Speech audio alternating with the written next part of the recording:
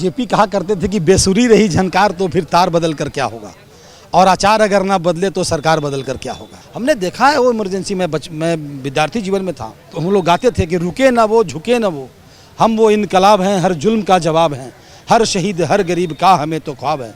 लड़ रहे हैं इसलिए कि प्यार जग में जी सके, आदमी का खून कोई आदमी न पी सके। इमरजेंसी ऐसा था कि आज के ज़माने में कि आपको बोलने की स्वतंत्रता नहीं थी, अभिव्यक्ति की स्वतंत्रता को समाप्त कर दिया गया जो कॉन्स्टिट्यूशनल राइट हमारा है। आपातकाल में इतने अत्याचार हुए कि आप मेरे से बात भी नहीं कर सकते थे। अगर किसी ने इंदिरा गांधी का नाम भी ले दिया तो उसको अंदर डाल दिया जाता था और उसकी जमानत नहीं थी। उस समय लोकतंत्र के 4 खंभे चारों को तोड़ दिया गया। तो ये सारे के सारे भ्रष्टाचारी एक हो गए हैं। आप मुझे एक बात बताइए, इंदिरा गांधी ने कांग्रेस शासन के समय में कम से कम 100 बार धारा 356 का इस्तेमाल करते हुए प्रदेश सरकारें भंग की। आप इंदिरा गांधी को कुछ भी नहीं बोल सकते थे। आप अगर दुकान पे या घर पे अपने इंदिरा गांधी का नाम भी लेते थे जेल में डाल दिया जाता था। आप मोदी को गाली भी देते के निकल जाते हैं। आप मोदी के बारे में विदेश में जाके कुछ भी कह लेते हैं। राहुल गांधी के खिलाफ कोई एफआईआर हुई क्या?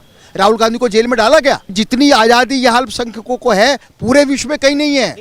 नमस्कार, मैं हूं केशव बालान। इस समय हम तिहाड़ जेल के बाहर मौजूद हैं, लेकिन यह तिहाड़ जेल असली नहीं बल्कि दिल्ली के कनॉट पैलेस पर आर्टिफिशियल बनाई गई है। आज इसको बड़े ही तरीके से बनाया गया है, जिसमें आप देखें पीछे लिखा हुआ है सेंट्रल जेल तिहाड़, लेकिन इसके सामने 2 ऐसे पोस्टर लगाए गए हैं जो कि एक लेफ्ट साइड में भ्रष्टाचारियों के जेल में होने का है और इधर राइट हैंड साइड में लोकतंत्र के लिए जेल में जो लोग गए हैं उनके पोस्टर लगाए गए हैं। आज ये आपातकाल के दस्तावेज जो आपातकाल के जो दौरान जो स्थिति देश की थी, मीडिया पर जो अंकुश लगाया गया था, आज इसको भी प्रदर्शित किया गया है कि किस तरह से अगर इस तरह से लोकतंत्र की जेल में लोकतंत्र के लिए जो लोग जेल में गए, चाहे वो लाल कृष्ण आडवाणी हो, राजनाथ सिंह हो, मुरली मनोहर जोशी हो, नितिन गडकरी हो, नीचे जो भी आपको नाम विजय गोयल हो, जावड़ेकर जी हो, जो भी हो, ये पूरा एक पोस्टर लगाया गया है। और इधर हम बात करें जो भ्रष्टाचार के आरोपों में आज जेल में बंद हैं, बाकायदा इनके 2 पोस्टर इसमें लगाए गए हैं, जिसमें सत्येंद्र जैन का है और मनीष सिसोदिया का है। उसके साथ में ही ये कांग्रेस को वो नेता हैं जो बड़े चेहरे हैं, डी.के. कुमार हो, चिदम्बरम हो, डी राजा हो, लालू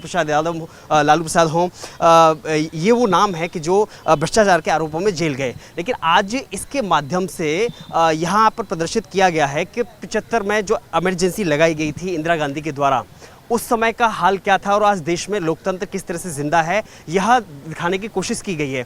जब से अमेरिकी दौरे के बाद में, अमेरिकी यात्रा करने के बाद में मोदी जी देश में लौटे हैं, तब से एक बार देश में राजनीति गर्म हुई है। जब से उन्होंने कहा है कि उनके खिलाफ में जहां एक मंच पर सारे भ्रष्टाचारी एक हो रहे हैं और वो नारा लगा रहे हैं मोदी हटाओ देश बचाओ, लेकिन उनका कहना है कि गारंटी में लेता हूँ। मोदी जी कह रहे हैं मैं गारंटी लेता हूँ, भ्रष्टाचारी कोई भी हो वह जेल में जाएगा, उसके खिलाफ में कार्रवाई हम करेंगे। यह उन्होंने भोपाल की धरती से इस तरह का कहा। उसके बाद से प्रतिक्रिया तरह तरह की आ रही हैं। आज यही वजह है कि दिल्ली के कनॉट पैलेस पर यह दिल्ली भाजपा के द्वारा आज यह आर्टिफिशियल जेल बनाया गया, जिसमें दो तरह का जेल बनाया गया है, जिसमें भ्रष्टाचार के आरोपों में जो लोग जेल गए, भ्रष्टाचार में जेल गए, और दूसरे इस लोकतंत्र की रक्षा के लिए जेल में गए इमरजेंसी के दौरान, उन लोगों के यहाँ पोस्टर लगाए गए हैं। आज यहाँ पर देखा हमने सीपी में जो एक आर्टिफिशियल जेल बनाई गई है, इसमें 2 तरीके के लोग जेल के अंदर हैं। एक तो जो भ्रष्टाचार के आरोपों में जेल गए और दूसरा एक जो लोकतंत्र रक्षा के लिए गए हैं। लेकिन जितने भी यहाँ पोस्टर लगे हुए हैं भ्रष्टाचार के आरोपों जो जेल गए, वही आज मोदी के खिलाफ में इकट्ठा होकर के कहते हैं मोदी हटाओ देश बचाओ। बेसिकली है क्या, कहा ना, जेपी कहा करते थे कि बेसुरी रही झनकार तो फिर तार बदल कर क्या होगा, और आचार अगर ना बदले तो सरकार बदल कर क्या होगा। तो ये तो इमरजेंसी की बातें याद कराई जा रही है कि साहब आज के नौजवानों को आज ये पता नहीं कि इमरजेंसी क्या था।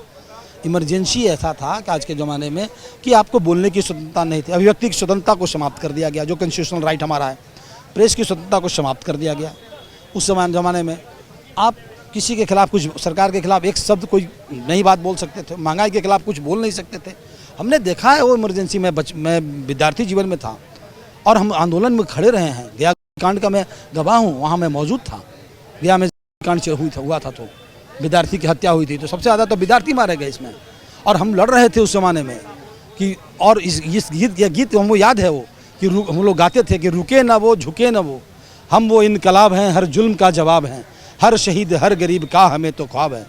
लड़ रहे हैं इसलिए कि प्यार जग में जी सके, आदमी का खून कोई आदमी न पी सके, आदमी न पी सके। इन सवालों पर लड़ाई लड़ा हम लोगों ने, बचपन से लड़ाई लड़ी हम लोगों ने।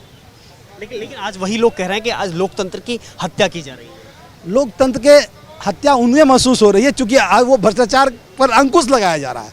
तो जो भ्रष्टाचारी को जो छूट बीच में मिली हुई थी, जो अपने आप को इतने अब शक्तिशाली समझ रहे थे लूट करके, आज जब उनके ऊपर अंकुश लगाया जा रहा है तो उन्होंने लग रहा है कि अब ये साहब लोकतंत्र की हत्या हो रही है। हत्या उनकी नहीं, भ्रष्टाचार की हत्या हो रही है। तो भ्रष्टाचारी तो मरेंगे, भ्रष्टाचार की हत्या होगी तो भ्रष्टाचारी तो पीछे जाएंगे, तो उनके तो तकलीफ होगी। तो समझते हैं कि हत्या हो रही है लोकतंत्र की। कहीं लोकतंत्र की हत्या नहीं है, हर व्यक्ति स्वतंत्र है। दम है तो आओ, साबित करो लोकतंत्र की हत्या हो रही है तो आओ मैदान में। कहाँ है? कमरे में छिपे हो लूट करके। किसी के बेटे का दम है क्या सड़कों पर निकलने के लिए? हम निकला करते थे इमरजेंसी के ज़माने में, हम लोग विद्यार्थी जीवन में था। औरतें निकली हैं घर की, एक एक औरतें निकली हैं घर की, बच्चे निकले हैं स्कूल से। इंदिरा गांधी हार गई थी, तो उसके बाद तो उन्हें इमरजेंसी लगा कर सुप्रीम कोर्ट के 3 जजों के चौथे जज को अपना जज बना दिया था अपना फैसला पलटने के लिए। इमरजेंसी में ये काम किया था अब क्या इंदिरा गांधी। अब कोई जज बदला, जज कैसे नॉमिनेट होते हैं? अब वो स्थिति है क्या? उन्हें 3 जजों को हटा के चौथे जज को नॉमिनेट किया था, जो कि जूनियर था।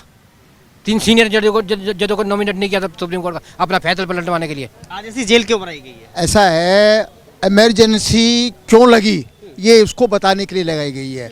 आज विपक्ष बार बार ये कहता है कि देश में अघोषित आपातकाल है, जबकि आपातकाल में कितने अत्याचार हुए उसका नई जनरेशन को पता ही नहीं है। और कांग्रेस ने बदनीयती से आपातकाल में जो अत्याचार हुए उनको छिपा कर रखा, उसकी वजह से सारी समस्याएं हैं।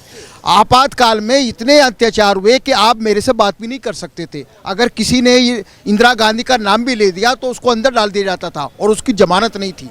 और उसके अलावा अधिकार जो अटॉर्नी जनरल है सुप्रीम कोर्ट का, उसने जाकर के अदालत में ये कहा कि आपके जीवन जीने का अधिकार भी नहीं है। अगर आपको पुलिस की कस्टडी में मर्डर हो जाता है, हत्या हो जाती है, मर जाते हैं, तो आपके पास जीवन जीने का भी अधिकार नहीं है, जो कि लास्ट अधिकार है। और प्रेस पे तो ये हालत थी कि इंद्र कुमार गुजराल उन दिनों सूचना प्रसारण मंत्री होते थे, इंदिरा गांधी के उसने थोड़ी जय करने में मना कर दी तो उसको हटा करके विद्याचरण शुक्ला को प्रसारण सूचना प्रसारण मंत्री बनाया गया था। और इसके अलावा जो भी अखबार छपता था, मीडिया तो था ही नहीं उन दिनों, सिर्फ अखबार था, उस अखबार को पहले इंदिरा गांधी और उसका जो चंडाल चौकड़ी बनाई हुई थी संजय गांधी, उसने जो है अपनी जेब में डाल रखा था, उसको जाकर के प्रेस सेंसरशिप करानी पड़ती थी। और दूसरी बात, उस समय लोकतंत्र के 4 खंभे चारों को तोड़ दिया गया। ये जो आपातकाल लगा, रात को 12:30 बजे राष्ट्रपति को सोते हुए से जाकर करके साइन कराए गए, जबकि नियम यह है कि पहले कैबिनेट से प्रस्ताव पास होता है, उसके बाद में जो है कोई भी विधेयक या कानून बनता है। लेकिन यहाँ क्या हुआ, पहले राष्ट्रपति के साइन करा लिए, फिर अगले दिन 26 तारीख को सुबह 6 बजे कैबिनेट की मीटिंग बुलाई जाती है और बताया जाता है कि देश में आपातकाल लगा दिया गया है। उल्टा काम किया गया। ये तो थी कार्यपालिका की स्थिति। न्यायपालिका के अधिकार निरस्त कर दिए गए थे, प्रेस पे सेंसरशिप लगा दी थी। बहादुर शाह जफर मार्ग जिससे सारे अखबार छपते हैं, उसकी लाइन बिजली की काट दी गई थी। एक अखबार हिंदुस्तान टाइम छपा था सिर्फ, और उसको भी बाद में प्रति जब्त कर ली गई थी। और विपक्ष पूरा का पूरा जेल में था। अगर कोई लोकसभा में या राज्यसभा में अपनी हाजिरी लगाने आता था तो उसको पुलिस गिरफ्तार कर लेती थी। और एक बात और आपको बता दूं मैं, उस समय लोकतंत्र, हमारा जो संविधान निर्माता थे बहुत होशियार थे, उन्होंने धर्मनिरपेक्षता शब्द कहीं नहीं जोड़ा था।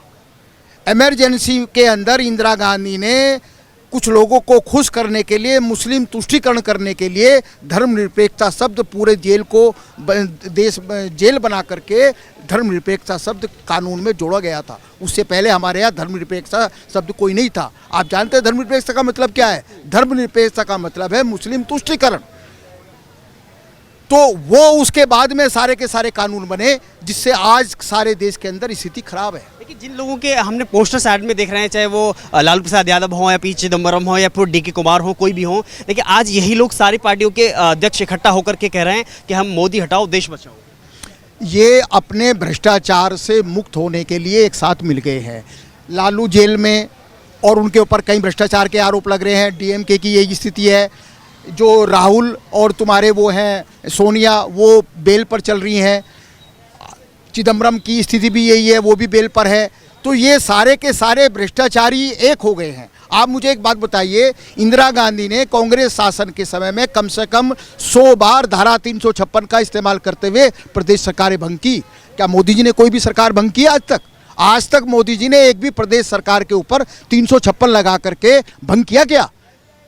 कितनी आज़ादी चाहिए आप इंदिरा गांधी को कुछ भी नहीं बोल सकते थे। आप अगर दुकान पे या घर पे अपने इंदिरा गांधी का नाम भी लेते थे, जेल में डाल दिया जाता था। आप मोदी को गाली भी देते के निकल जाते हैं। आप मोदी के बारे में विदेश में जाके कुछ भी कह लेते हैं। राहुल गांधी के खिलाफ कोई एफआईआर हुई क्या?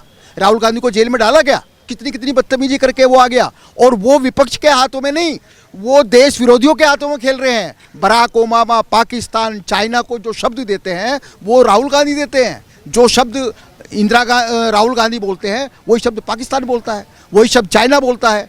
अभी अल्पसंख्यकों का बराक ओबामा ने सवाल उठाया, वो उनको शब्द जो देखा है वो राहुल गांधी तो देखा है। वरना जितनी आज़ादी यह अल्पसंख्यकों को है पूरे विश्व में कहीं नहीं है। मोदी जी ने तो कह दिया है ना, भ्रष्टाचारी कोई भी हो, गारंटी मेरी है, उसके खिलाफ कार्रवाई करेंगे, जेल में भी डालेंगे। तो इसमें क्या बुराई है? भ्रष्टाचारी को तो जेल में होना ही चाहिए। कांग्रेस ने यही तो किया। भ्रष्टाचारी को तो वो शासन में बिठाए रखे, और जो समझदार सही तरीके से टैक्स भरते हैं वो दुखी होते हैं। तो क्यों? लालू, राहुल, चिदम्बरम, डीएमके, आप इनका सबका इतिहास उठा के देखिए ना कि सारे के सारे भ्रष्ट हैं।